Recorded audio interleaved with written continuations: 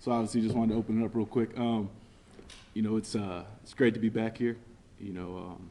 Obviously growing up here my whole life, and Syracuse. Being a huge Syracuse fan, basketball, football, and playing a lot of games in high school here.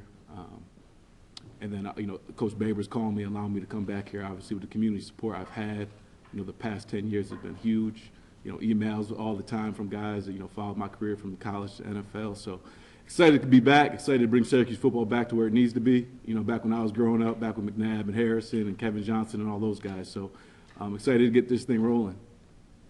Question for Coach Hart? Mike? Can you briefly, to whatever extent you can, go through the hiring process that got you here? It was painless. It was simple. Known Coach Babers, we played against each other the last couple of years, and 1-1 against Coach Babers, as I like to say. They beat us one year, we beat them one year. But it was really one of those calls that I was hoping for, that I was praying for, that it was the one place that I wanted to come back to, and obviously all my family's here. So as soon as he called, it was more or less, "Are you serious?" And he was like, "Yeah." So flew me here one night, took the job, flew back home, and resigned from the old job. So it was that quick, that painless, and getting back here, seeing all the facilities, the upgrades, things that they've done here. Excited to be back. What does it feel like to be home? So busy right now, you don't get the journey. Being gone 10 years, I left when I was 18, and coming back 10 years later, a lot of things have changed. There's Chipotle now, a couple of them, which is great. And but just the facilities, between the indoor facility, upgrades to the weight room, upgrade to Manley Fieldhouse. It's a big time program, and I can't wait to get things going again and filling up that dome. You talked about coming home and kind of talking to Coach Babers. I guess did coming home, was that the biggest reason you decided to come coach here, or was it Coach Babers, or I guess what was your thought? I think there's two things. Obviously, number one, as a coach, you don't get the chance to coach at a program all the time that you want to coach at, and number two, a program for a guy you want to work for. And I actually worked with a guy that worked with Coach Babers, and he just talked about how great of a guy he was, how great of a man he was, the way he handled himself, the way he did things. So I've never heard one bad word about Coach Babers. And being around him now, it's lived up to even more than that. He's just a phenomenal person. And as you know, you don't always work for phenomenal people, no matter what business you work in. And I've been lucky to work for great guys. My other two jobs, working for great guys. But and then to be able to come home. My kids get to grow up around, their cousins and my mom and my grandma, and obviously a great program that has a lot of tradition. So I'm excited to be here. It's one of those calls where when he called, I was waiting on it. And it's the one job this offseason I was hoping that, hey, a guy that I knew got the job so I can get back here and bring Syracuse football back to where it needs to be. I think Dino said when he was hired that since his first year at Eastern Illinois, he hasn't had an offensive coach who was outside the system. And obviously you got you and Reno this year. What's it been like to have to learn the system, and then obviously in the spring you're teaching it too? It was a quick process, especially because we started spring ball so early. And it's unlike any offense I've ever been a part of. So it was one of those things where I was learning and teaching at the same time. So as fast as we go, it's when you know something, you teach it. When you don't know something, let Coach Babers teach it. Let Coach Lewis teach it. Let Coach Lynch teach it. The tremendous thing is Coach Lynch coached the running backs before. And so he's a guy that I leaned on a lot too, whether it's personal meetings, questions I had. And, we're picking it up. But, again, this system probably takes about a year and a half, 2 years to really learn, and not only for the coaches but for the players. And as you guys all know, no playbook, no anything like that, so it's different. And but I'm learning it, and it's going the right way. So is it a lot of time you spent, I guess, like right at the very start, you and Reno, just with Dino? Is it watching film? How do you even get ready to go out there on day one? As any team, in the off season, in that February month, you go back and you review film from the previous year. So with Coach Babers, with Coach Lewis, with Coach Lynch, it's watching game tape, it's watching cut-ups, it's watching all those things and learning as you go. So, but again, it was extra time also, but again, you can't learn this system if you don't know people who teach the system. So from that standpoint, I had to spend a lot of time with Coach Lynch. And then any questions, obviously Coach Babers is a running back guy. He's coached running backs before. So leaning on him for a lot of his drills, a lot of things that he did in the past, and just looking for, to help my guys as much as I can.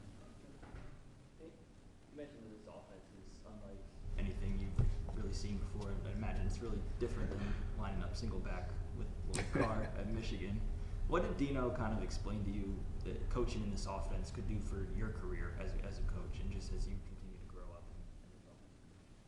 Well, it's one of those things where, football is spread football now. Anywhere you go, a lot of guys, they want spread football. There's only a couple coaches that know this system in the country. It's a special system. So I was just happy and lucky enough to be a part of it.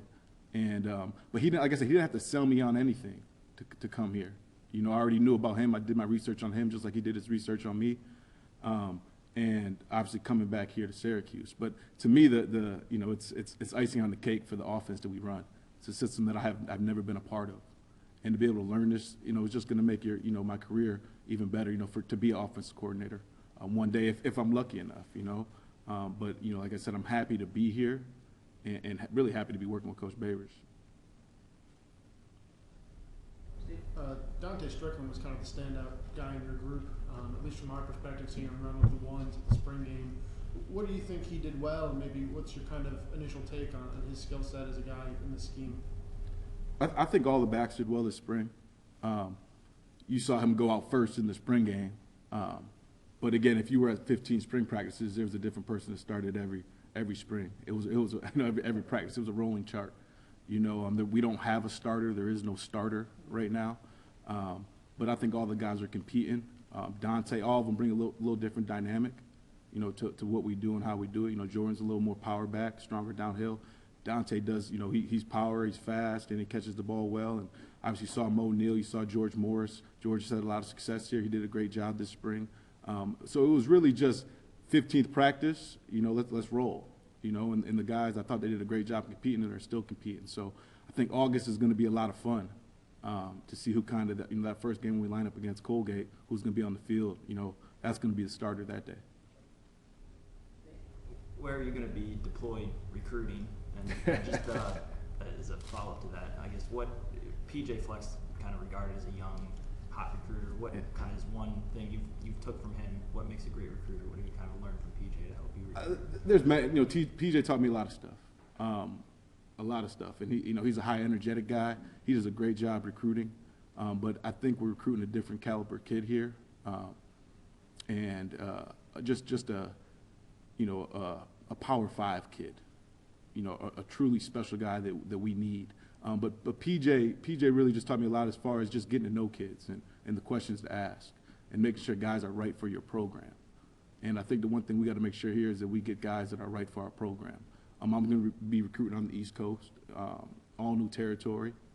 I was kind of a Midwest guy before, but I'll be down in Virginia a little bit, Philly a little bit, Jersey a little bit, New York City a little bit, I'm DC, I'm around a lot. So the biggest thing right now that, that we need to do is make sure that we get guys that want to be at Syracuse, that are ready in for the challenge that we have, before us, that love football. And as long as we get guys here that love football, we're going to have a tremendous job to do, when we line up against those teams. So what are the right questions to ask in the living room? I think number one question is, does a guy love football? I think you guys know, and everybody does a great job with the recruiting websites, all those things, writing articles, all those things. All kids don't love football. A lot of kids love attention. They like the attention more than they actually like football. And so with questions, with work ethic questions, the guy love the weight room? Is the guy a leader? Is the guy always at workouts? Is he in front? What do what's everyone else saying about him? What are the teachers saying about him?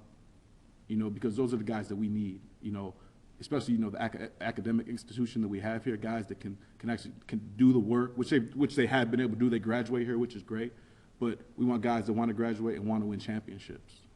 And so it's getting to know guys through the process. I think guys commit really early now. Kids that you don't even know commit, and we don't have the luxury of making those mistakes. This recruiting class has to be big, has to be huge. We need guys in here that really love the game and that are ready to, like I said, take this program back to the top. And as long as we get those guys, and I think you get those guys through your due diligence, through getting to know them, through getting more than one phone call. You don't just marry your wife, as I like to tell these recruits now. Everybody wants a ring, but at the end of the day, do they want to be married? We got to make sure that we know guys that want to be married here, they're in it for the long haul. couple of the places you mentioned, Jersey and Virginia, both home to satellite camps. There's Old Dominion and the Paramus Catholic ones you guys have been linked to. Are you going to be at those? And what do you think those kind of offer you? Just because, I know you guys want to recruit New York, but so many players come from Syracuse, from Jersey, obviously go down to Florida, out of state kind of guys. Right. We'll be doing camps in certain places. Obviously, we can't really touch on those, just legally, speak about those publicly. And you'll know, I guess they'll release it. When we know we can release it, then we'll release it. But I think the biggest area, like I said, the number one reason we want to do satellite camps is to get to know the kid. Yeah. Is this kid at camp? Is he jumping in the front of the line? Is he trying to take every rep? Do we have to hold him back? You get a better evaluation of those kids at camps. Is this kid really good, or is he just overrated? Right? Does he have 4 stars and he's really a 2-star? Is he a 2-star but should be a 4-star? Right? Those type of things are things that satellite camps will do for us. Is there a kid out there that no one knows about that is a stud and will fit into what we do on our offense, since our offense is so different? We're not going to recruit a lot of guys other programs are recruiting because they don't fit what we do, offensively. So what we do is obviously meticulous. We want guys that we know. Obviously you're never going to be 100%, but I think you have to limit those things as much as you can to say, hey, we did our due diligence. We don't want any surprises when guys get here and say, well, if we knew this or we knew that. So to answer your question, satellite camps do that. Okay, he's running a 40-yard dash. Coach says he's this time, but is he really this time? Right? He ran this at this camp, but we get to see it on our own clock. So the more guys we can get to those camps, the more guys we can see on our 40 time, do DB drills, do linebacker drills, compete, I think they'll fit into who we are as a culture. Take you back to the fall of 2014. You were inducted into the Greater Syracuse Sports Hall of Fame. Yes. You weren't able to attend, but can you tell us now what getting that hometown honor meant to you and having your mom accept? It was a great honor. I wish they would have waited 2 more years though, so I could go to the event. Since I'm back home now. But it was a great honor. It's one of those things I said. I'm from here. I was born here. I was raised here. I grew up looking at the dome every morning. And to get put into that class, the greats that they have, the people I got inducted with, it's huge, and it's one of those things you never forget about.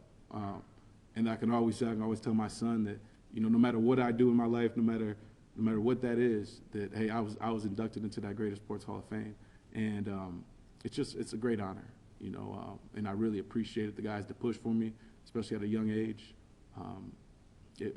I was happy. The only thing I was mad about, like I said, that I couldn't attend. Final question for Mike? Quickly then, looking forward, your 7th annual CNY Football Academy coming up next month. What's your role going to be in that this year? And how did that all get started for you? I don't want to plug my camp, obviously, but camps is going to go on the 7th year this year, and we bring the NFL guys back in town. Hopefully, looking to get Riley Dixon back in town this year. Obviously, being a guy locally, but Latavius Murray, Tyvon Branch, those are guys that bring NFL guys back who are still in the NFL. That it's just a free camp for kids, but 300 kids, and we have about 50 special needs kids that, for those of you guys that don't know, that take part in the camp. And it's just a fun event. I'll be there as much as I can be. I'm obviously always going to be involved with that, but obviously, Syracuse football is my #1 concern. And, as much as I can be there, I'll be there. But the camp's going to go on, whether I'm there or not there. I promise you that. And because those guys are going to do a great job. The younger guys that are still in the NFL are going to kind of head that up and take that over. But you'll see my face, you'll hear my voice, all those good things.